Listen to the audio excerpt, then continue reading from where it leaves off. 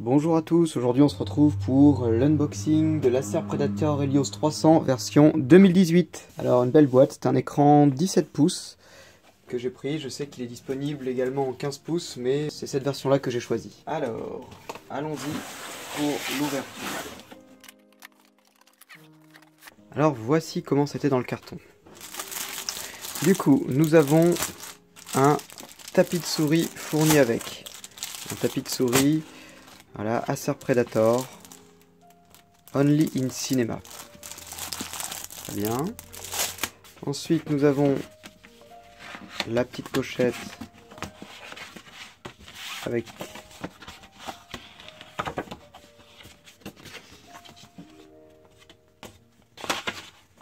des stickers The Predator.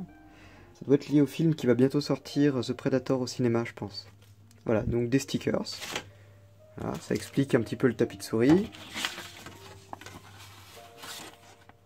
User Setup Guys et le guide utilisateur. Voilà pour cette partie. Ensuite, probablement ici, le chargeur.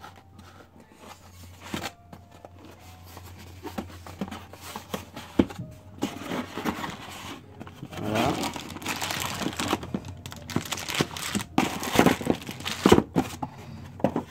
Donc le chargeur, voilà, standard. Hein. Alors, on va l'ouvrir pour voir.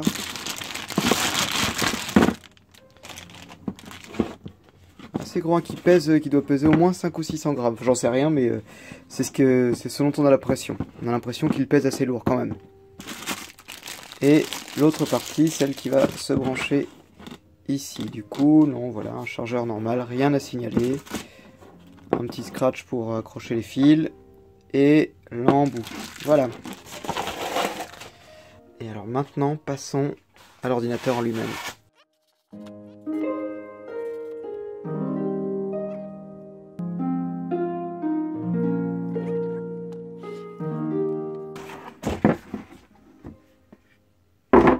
Et voilà l'ordinateur.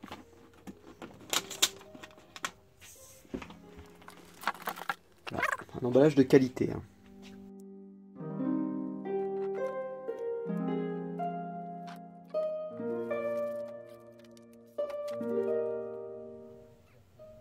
Alors, continuons le déballage. Hop, la languette. Alors, il pèse assez lourd. Hein. Je crois qu'on n'est pas loin des 3 kg. Voilà la bête. On va enlever. C'est impressionnant. C'est impressionnant, oui.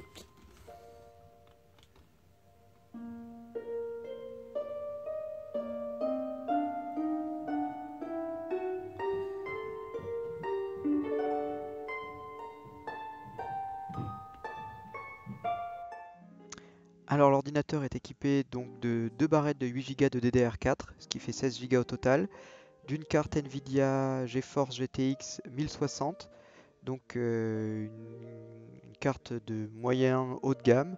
Elle fait très bien son office, c'est une carte complète et pas une MQ comme on peut avoir sur certains ordinateurs.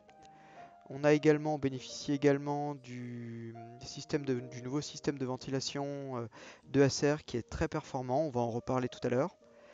Au niveau du trackpad, il est assez grand et la sensation sur les doigts est assez agréable. C'est vrai que parfois c'est un peu râpeux, mais là c'est vraiment très lisse. On a un petit peu une sensation de douceur qui est vraiment appréciable. Voilà, au niveau de l'écran, comme je vous le disais tout à l'heure, c'est un écran IPS de 144 Hz qui permet de monter très haut dans les FPS et d'avoir des images qui sont vraiment très fluides. Du coup, c'est une nouveauté qui est apparue sur cette version. La version précédente, je crois, bénéficiait d'une dalle en 66 MHz. Donc au niveau de la ventilation, je vais vous montrer le dos de l'ordinateur. On va voir. Donc voilà, hein, on voit vraiment que l'aération est séparée en deux parties, une partie pleine et une partie vide. C'est donc de la partie vide, donc là, voilà, la partie pleine, c'est donc de la partie vide que sort l'air, ça fait une espèce de tourbillon à l'intérieur et c'est vraiment extrêmement puissant, ça fait vraiment très bien son office. le tout avec un bruit relativement modéré, hein. Du coup, c'est vraiment assez agréable comme manière de fonctionner. Vous allez voir en plus, il y a un logiciel à l'intérieur qui permet de gérer le son. On va voir ça. Alors, l'ouverture, donc l'ouverture, voilà, il est assez agréable à ouvrir, ça marche plutôt bien, c'est assez robuste, tout en étant souple à la fois. Donc moi j'aime pas trop quand c'est trop définitif. Voilà le petit bouton et maintenant le début des tests. Alors voilà, hein, j'ai éteint la lumière, le temps que ça démarre, et on peut voir effectivement le rétroéclairage rouge qui est assez joli dont je vous parlais tout à l'heure. Et en fait les ventilateurs, hein, toujours aussi silencieux. Il n'y a pas eu de pic comme on peut avoir au démarrage, de choses comme ça. Du coup, pour le moment, c'est plutôt très agréable. Bon, il y a Cortana qui s'est déclenché et qui m'a demandé toutes les infos. Alors, il vient de démarrer, et voici le fameux logiciel d'Acer. Alors, c'est intéressant parce que on va pouvoir écouter le bruit de l'ordinateur en le mettant sur maximum. Donc là, il y a le ventilateur du processeur et là, le ventilateur de la carte graphique. Attention.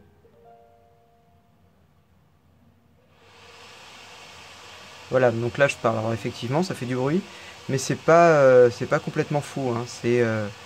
Ça va tout à fait. Là, je vais le remettre en auto